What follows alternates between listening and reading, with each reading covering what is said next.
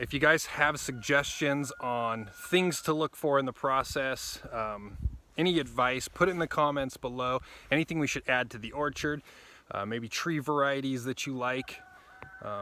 Any advice, man, put it in the comments below, guys. We really appreciate it. Hopefully that will spark a few ideas that we can add into this orchard area. Hey, what is up, guys? Welcome back to the channel. Today we're going to take you guys for a little bit of a tour around the farm for a couple of reasons. One, everything's melting off, which is really weird.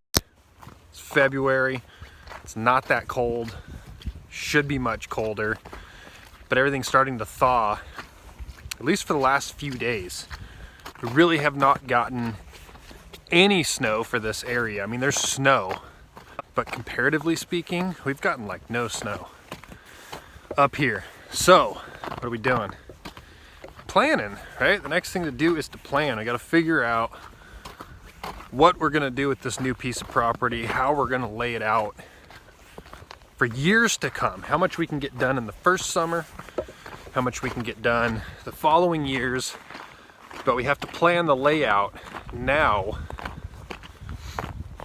so that it is efficient and it works and it flows. Flow is like the big thing for me. I want everything to flow to where it makes sense. Rotational grazing of pastures, animals, orchards, gardens, goats, maybe pigs, and the cows, right? The cows are the big one out here. So the cows are getting taken care of first, but we've got a lot to do. You guys can see where we just came from, the house. Our driveway is basically like a big horseshoe to the front of the property, which is kind of cool. But we're coming out to this area. You guys can see behind me, as far as you can see that way, is ours and is becoming a field. All of this stuff is becoming pasture. We want the cows to have plenty of grass. We're going to rotate them on pasture so that we can use the grass more efficiently. Hopefully have enough pasture to be able to cut and put up grass. We won't have a ton. We won't have a lot of grass to be able to put up, but we should be able to do it, I'm thinking. So I'm going to take you guys out here, but I want to give you an idea of the layout of the farm before we do. But out here, so cows are over here and they're eating, they're doing their thing. Over here on this side, back in here, this is the most thinned out area of drier ground that we have. So this is where we're going to be starting first, to fence in the cows, get them fenced in, get them put over here, and then begin clearing land, which is going to be a very big process because we're not just clearing land. We have to make grass. And grass means getting all the stumps out, getting all the trees out, and then doing all the work to bring the soil up, depending on soil quality. So lots of work ahead of us, and so we are in the planning stages of it. And Mother Nature might be trying to trick us right now, guys, because it is warmer and it is melting off, but we're still in February, and we've always gotten a little bit of snow in March, and we have gotten dumped on in February before. Now the weather is acting weird all over the place, right? Texas is getting snow and storms. The north seems to not be getting harsh weather at all, which is very weird. Very low amount of snow so far this year. Quite possibly a record. I don't know. I don't ever remember there being this little of snow out here in this area ever, as far as I can remember. It's crazy. But we might be getting some. We might get dumped on over the next couple days. We could get 8 feet of snow in the next 9 days. We've definitely had that kind of snowfall before. Maybe not that drastic, but we've definitely gotten multiple days of 1 foot snowfall. So we can't jump the gun too much, especially with planting any garden stuff, because we could definitely get a cold snap and ruin stuff. So you got to be patient, but we're ready to plan out because the snow is going to melt off very quick. Usually we have 4 or 5 foot snow banks that we have to wait to melt off. Kind of holds us back to getting going on the land. But this year we're going to get probably an earlier jump on it. That's Tilly right there behind us, guys. Tilly is one of our newer cows. We got her before the fall, or in the fall. She should be calving next month, possibly the following month. Come back over here. All the goats are out. If you guys are looking for the goats, this is the little goat pen. All the goats are out and about free ranging.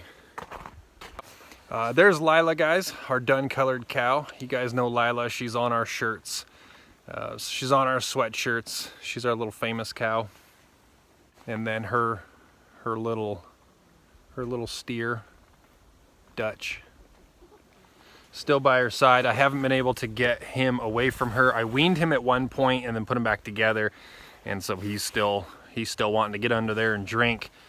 And all my fencing is frozen to the ground, so I cannot switch all my fencing and get him separated just yet because Dutch needs to get away from Mom.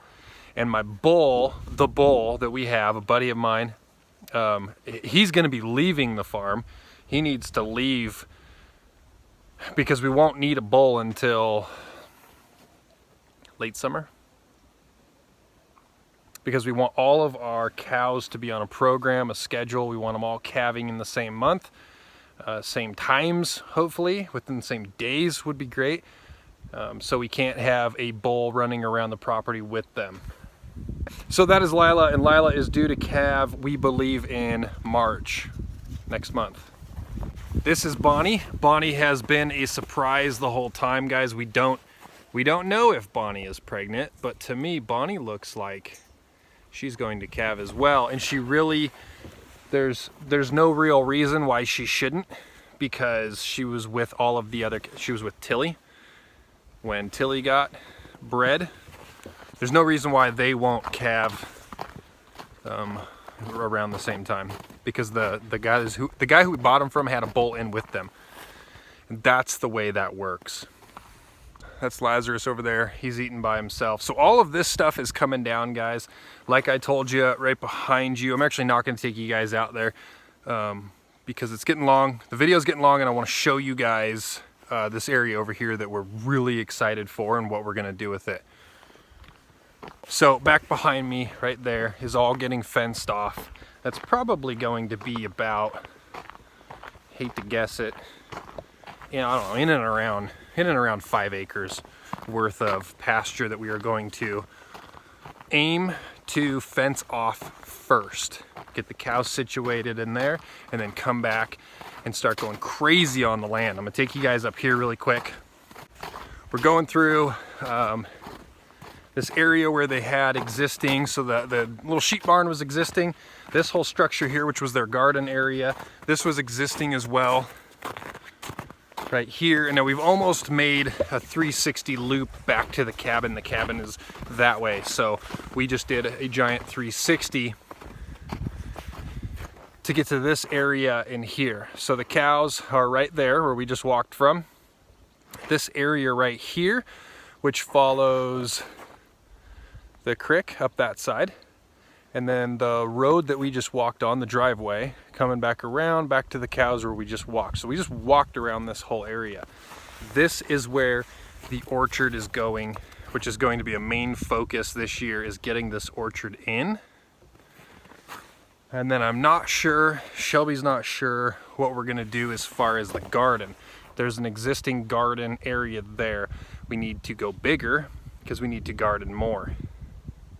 But let's walk through here really quick. I'll take you guys for a little walk and talk about what it is we want to do.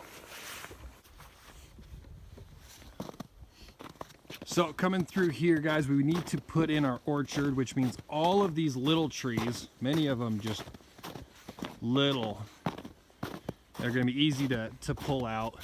Some of them dead, a couple of big ones that'll make great firewood, some dead logs on the ground, just a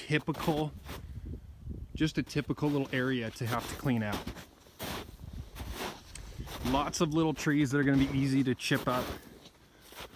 chop down. It really shouldn't take a very big amount of time to clear this land, especially with the tractor.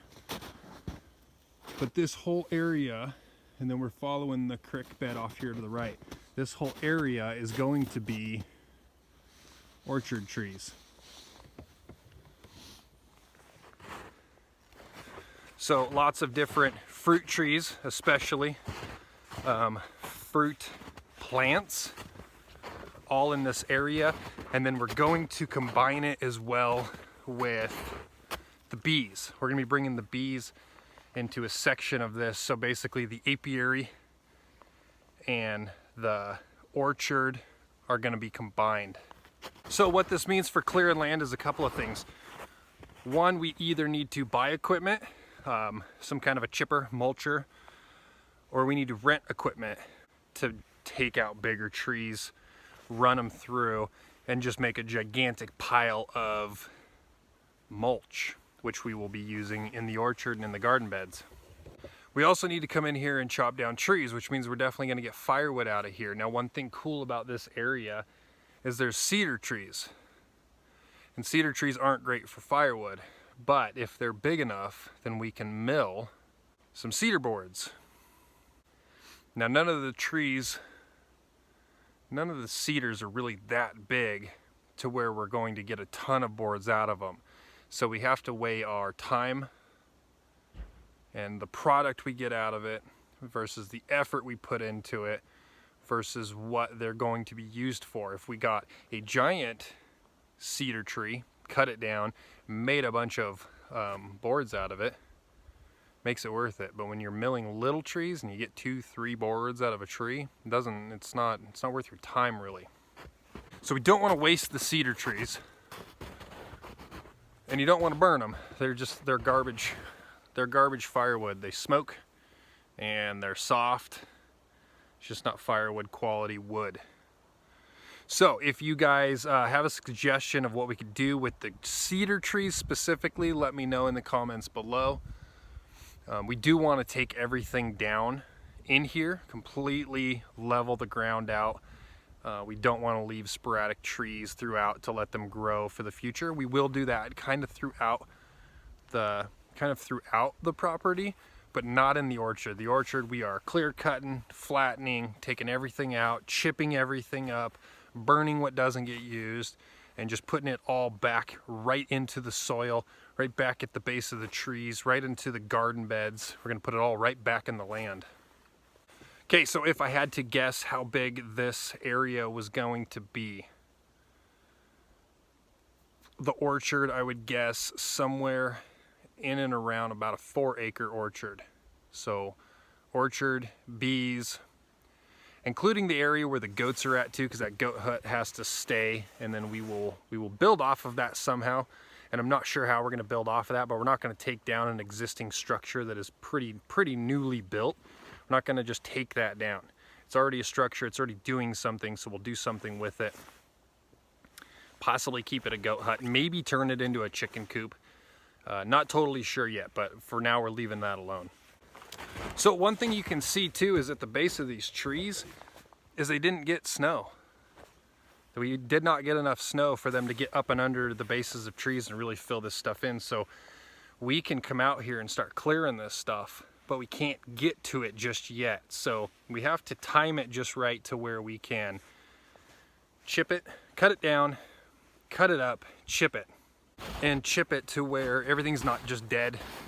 And then we're chipping it. We want to make sure that as we cut it and chip it, we use it and all the nutrients go right into the soil. It all breaks down right then and there. So we don't want to cut it all down and then let it just sit for a month. So lots of timing. So one thing we're going to do today is we're actually going to leave. I need to get some T-posts. I need to get some marking ribbon. I need to get some string line.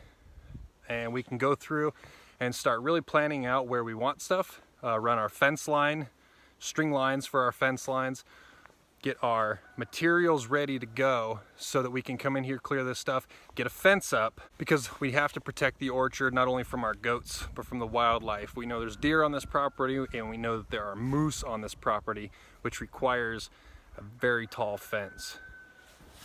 That is it. Thank you so much for watching, guys, and we will catch you on the next one. Make sure you hit the subscribe button and follow along as we build this thing.